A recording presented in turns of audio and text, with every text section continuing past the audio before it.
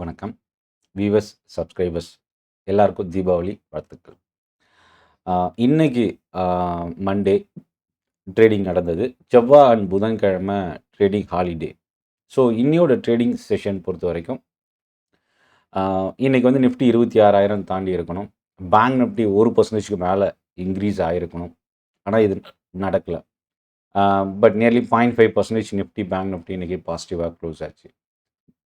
ஏன் இன்னைக்கு ஒரு ஸ்ட்ராங்கான பவுன்ஸ் பேக் நடக்காமல் போனதுக்கு காரணம் என்ன அப்படின்னா, ஹெவி வெயிட்டேஜ் பேங்க் ஸ்டாக்கான ஐசிஐசிஐ ஹெச்டிஎஃப்சி பேங்க்கினுடைய குவார்ட்டர்லி ரிசல்ட் பெரிய அளவுக்கு கை கொடுக்கல. ஆனால் அதுவே mid cap and small cap banking ஸ்டாக்ஸில் ஒரு ஸ்ட்ராங்கான அப்சைட் மொமெண்டம் இருந்தது. ஸோ ஒரு பக்கம் ஹெவி வெயிட்டேஜ் வீக்னஸ் பேங்க் ஸ்டாக்கில் இருந்தாலும், இன்னொரு பக்கம் ஒரு ஸ்ட்ராங்கான ரேலி பேங்க் நிஃப்டியை ஸ்டேபிளைஸ் பண்ணியிருக்கு அப்படின்னு சொல்லலாம். ஸோ நிஃப்டியை பொறுத்த வரைக்கும் அப்பர் வீக் வந்து ரொம்ப லாங்காக ஃபார்ம் ஆகிருக்கு. இது வந்து ஒரு ஸ்லைட் நெகட்டிவ் இல்லை ஒரு ரிவர்சலுக்கான ஒரு ஸ்டார்டிங் பாயிண்ட்டாகவும் பார்க்கலாம். ஸோ ஓவரால் இன்றைக்கி மார்க்கெட் என்ன நடந்திருக்கு, இதுக்கப்புறம் மார்க்கெட் இந்த வாரம் எப்படி இருக்க வாய்ப்பு இருக்குது. இன்னும் 2 ட்ரேடிங் செஷன் தான் இருக்குது இந்த வாரத்தில். ஸோ அது என்ன மாதிரி டைரக்ஷன் அமைகிறதுக்கு வாய்ப்பு இருக்குது, நிஃப்டியோட அடுத்த டார்கெட் என்ன, ஒன் பை ஒன்னாக பார்க்கலாம்.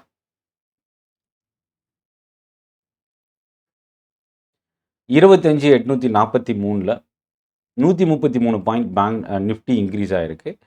58,000 கடந்து கிராஸ் ஆகிருக்கு. இதில் ரொம்ப முக்கியமாக கவனிக்க வேண்டியது இன்றைக்கி 2 விஷயம். ஒன்று, பேங்க் நிஃப்டி 58,000 கிராஸ் பண்ணியிருக்கு. நிஃப்டி 25,900 கிராஸ் பண்ணியிருக்கு.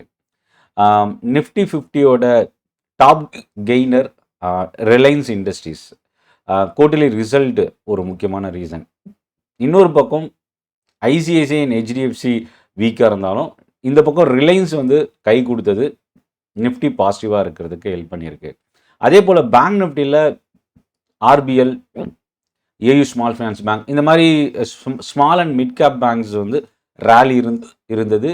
இன்னொரு பக்கம் ஹெச்டிஎஃப்சி அண்ட் ஐசிஐசிஐ வீக்கானதை பேலன்ஸ் பண்ணியிருக்கு. ஸோ இன்னைக்கு இதுதான் மார்க்கெட்டில் இன்னையோட ஒரு நியூட்ரலைசேஷன் அப்படின்னு சொல்லலாம். ஏன்னா குளோபல் மார்க்கெட்டோட பாசிட்டிவ் ட்ரெண்ட் இன்றைக்கி நம்ம மார்க்கெட்டில் ரிஃப்ளெக்ட் ஆச்சு. ஏன்னா இன்றைக்கி மார்க்கெட் ஓப்பன் ஆகிறதுக்கு முன்னாடி கிஃப்ட் நிஃப்டி நியர்லி 200 பாயிண்ட் ப்ளஸில் இருந்தது. பட் அதுக்கப்புறம் அந்த நிஃப்டி இன்றைக்கி டே ஹைக்கும் டே லோக்கும் பார்த்திங்கன்னா கிட்டத்தட்ட ஒரு 130 பாயிண்ட்ஸ் தான் வாலட்டைலே இருந்தது. ஒரு கேப் அப் ஓப்பனிங், அந்த கேப் அப் ஓப்பனிங்கை அப்படியே சர்வைவ் ஆகிருக்கு. அதே போல் பேங்க் நிஃப்டியும் பார்த்திங்கன்னா இந்த 58,000 கடந்து க்ளோஸ் பண்ணியிருக்கிறது ஒரு பாசிட்டிவ். ஹெச்டிஎஃப்சி பேங்க் ஓப்பன் ஆகும்போது நியர்லி 1% பாசிட்டிவாக இருந்தது. பட் ஆனால் அது சர்வைவ் ஆகலை. ஐசிஐசிஐ தான் இன்னியோட ரிசல்ட்டில் பேங்கிங் ஸ்டாக்ஸில் அதிகமாக ஃபாலோ இருக்கிற ஒரு லார்ஜ் கேப் பேங்க்.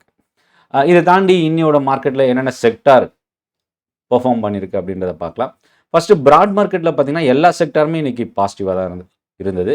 ஒரே ஒரு செக்டார், அதாவது நிஃப்டி நெக்ஸ்ட் 50 இண்டெக்ஸ் மட்டும் இன்றைக்கி கை கொடுக்கல. ஏன்னா இந்த இண்டெக்ஸில் பார்த்திங்கன்னா 31 ஸ்டாக் இன்க்ரீஸ் ஆகியும் நியூட்ரலாக தான் க்ளோஸ் ஆகிருக்கு. அதுக்கு ஹெவி வெயிட்டேஜ் ஸ்டாக்ஸ் வந்து அதிகமாக ஃபால் ஆனது ஒரு காரணம். இந்த இண்டெக்ஸில் இந்துசான் ஜிங்க், ஜேஎஸ்டபிள்யூ எனர்ஜி, இந்த ஸ்டாக்ஸோட ரிசல்ட் இம்பேக்ட் ஒரு நெகட்டிவாக பார்க்கலாம்.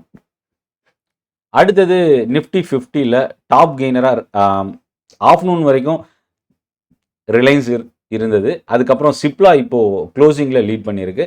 நியர்லி 4% சிப்லா நிஃப்டியில் டாப் கெய்னர். அதுக்கு அடுத்த இடத்துல Reliance, Bajaj Finserv, Shriram Finance. So private sector பேங்க்ஸோட ரேலி வருது அப்படின்னா ஃபினான்ஷியல் ஸ்டாக்ஸ்லேயும் பையிங் டர்ன் ஆகும். ஸோ அதுதான் இன்னையோட மார்க்கெட்லேயும் டர்ன் ஆகிருக்கு. நிஃப்டி 50ல் top loser ICICI bank, Mahindra and Mahindra. Last week வெள்ளிக்கிழமை மார்க்கெட் ஹவர்ஸில் ஜேஎஸ்டபிள்யூ ஸ்டீலோட ரிசல்ட் வந்தது. இன்றைக்கி 1% கிட்ட இறங்கியிருக்கு. அதே போல் எட்டர்னலோட ரிசல்ட்டு தொடர்ந்து 3வது நாளாக இன்றைக்கி 1% கிட்ட ஃபால் ஆகிருக்கு. அடுத்து வந்து பார்த்திங்கன்னா பேங்க் நிஃப்டி ஐசிஐசிஐ பேங்கை தவிர்த்து மற்ற எல்லா பேங்க் ஸ்டாக்ஸும் பாசிட்டிவாக இருந்தது. ஹெச்டிஎஃப்சி பேங்க் வந்து கொஞ்சம் நியூட்ரலாக க்ளோஸ் ஆகிருக்கு. கோட்டக் பேங்க்கும் பெரிய சேஞ்சஸ் இல்லாமல் முடிஞ்சிருக்கு. இதில் வந்து பார்த்திங்கன்னா ஆர்பிஎல் பேங்க் இல்லை. பட் ஆனால் ஏயு ஸ்மால் ஃபினான்ஸ் பேங்க் தான் பேங்க் நிஃப்டியில் லீட் பண்ணியிருக்கு. மிட் கேப்பில் 3 பேங்க் ஸ்டாக்ஸ் தான் top gainer. AU Small Finance Bank, Federal bank, IDFC first Bank. அடுத்து ஒரு PSU bank, Bank of India. அப்படியே அடுத்தடுத்து பார்த்திங்கன்னா பிஎஸ்யூ பேங்க்ஸும், Indian Bank, Union Bank lead பண்ணியிருக்கு. பாலிகேப் ரிசல்ட் கடந்த வாரம் வந்தது. ஸோ அந்த ரிசல்ட்டோட இம்பாக்ட் இன்னைக்கு 3% கிட்ட பாசிட்டிவாக க்ளோஸ் ஆயிருக்கு. மிட் கேப்பில் இன்னைக்கு டாப் லூசர் டிக்சன். டிக்சனோட ரிசல்ட் எதிர்பார்த்ததை விட பெட்டராக இருந்தும் கைடன்ஸ் வந்து பெரிய அளவுக்கு சப்போர்ட் பண்ணல. ஸோ இன்னைக்கு டாப் லூசராக 3%க்கு மேலே இறங்குறதுக்கு ஒரு ரீசனாக இருந்தது. ஸ்மால் கேப்பில் எம்ஆர்பிஎல் மட்டும் இல்லை, ஆயில் அண்ட் கேஸ் வந்து இன்னைக்கு ரொம்ப ஸ்ட்ராங்காக ரைஸ் ஆகிருந்தது. சென்னை பெட்ரோலியம், எம்ஆர்பிஎல் இந்த ரிஃபைனரி ஸ்டாக்ஸில் பையிங் இருந்தது. கரூர் வைஸ்யா பேங்க் குவார்ட்டர்லி ரிசல்ட்னால இன்னைக்கு நியர்லி 7% இன்க்ரீஸ் ஆயிருக்கு. RBL and AU Small Finance பேங்கோட result impact Bandhan Bank nearly 5% கிட்ட, நியர்லி 4% கிட்ட பாசிட்டிவ் க்ளோசிங். பிஎஸ்யூ பேங்க்ல இன்னைக்கு எல்லா ஸ்டாக்குமே இன்னைக்கு பாசிட்டிவாக இருந்தது. பேங்க் ஆஃப் இந்தியா லீட் பண்ணியிருக்கு. ரிலையன்ஸ் இண்டஸ்ட்ரீஸ் ஆயில் அண்ட் கேஸில் லீட் பண்ணியிருக்கு.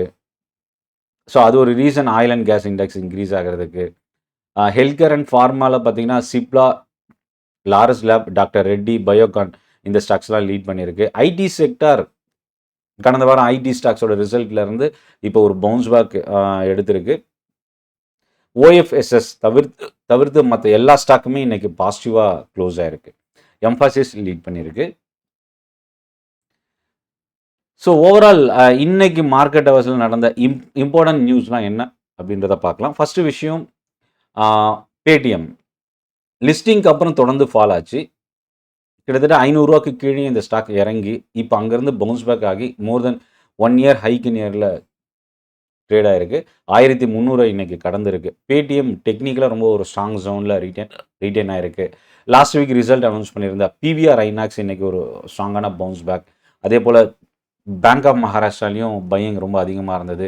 மோர் தென் 4 to 5% இன்க்ரீஸ் ஆச்சு. இன்னொரு பக்கம் டாடா இன்வெஸ்ட் கிட்டத்தட்ட 8% இன்னைக்கு இந்த ஸ்டாக் ஒரு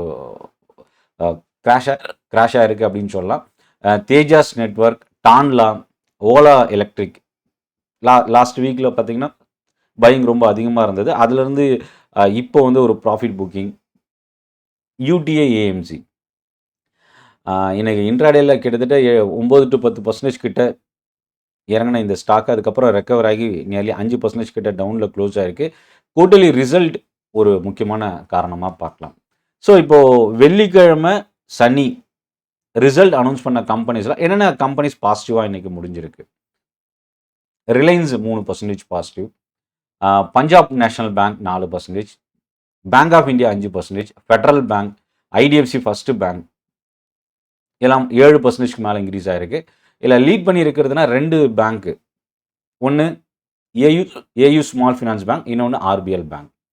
அடுத்தது புரோக்கரேஜ் ஆனந்த் ரதி 2% பாசிட்டிவ், கேன்ஃபின் ஹோம் 5% இன்க்ரீஸ் ஆகிருக்கு. மற்ற ஸ்டாக்ஸ்லாம் 1%, 2% ப்ளஸ் அண்ட் மைனஸில் இன்றைக்கி க்ளோஸ் ஆகிருக்கு. இண்டஸ்இண்ட் பேங்க் 1% இன்றைக்கி பாசிட்டிவ் ரிசல்ட்டோட இம்பாக்ட். ஹேவல்ஸோட ரிசல்ட் 0.5% டவுனில் முடிஞ்சிருக்கு.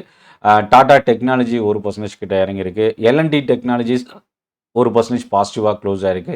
ஸோ இதெல்லாமே ரிசல்ட் இம்பாக்ட்னால டேர்ன் ஆன கம்பெனிஸாக பார்க்கலாம்.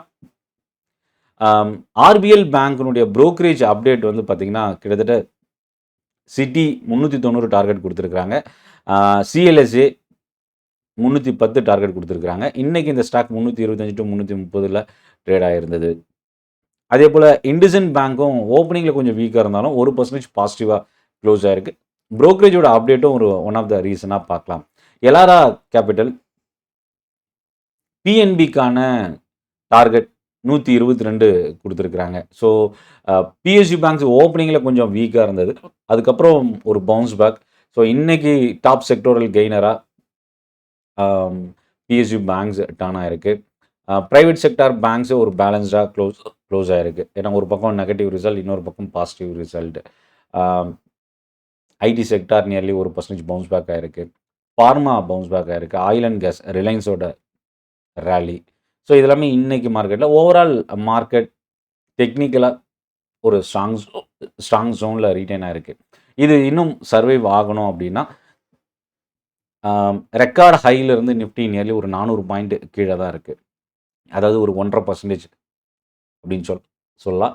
மேபி இந்த லெவல் வந்து பார்த்திங்கன்னா பவுன்ஸ் பேக் ஆகிறதுக்கான சான்சஸ் வரப்போகிற ஏன்னா டெக்னிக்கலா ரொம்ப ஸ்ட்ராங்கா இருக்கிறதுனால, வரப்போற அடுத்தடுத்த செஷன் வந்து மேபி கொஞ்சம் பவுன்ஸ் பேக்கான பாசிபிலிட்டியும் நம்ம எதிர்பார்க்கலாம்.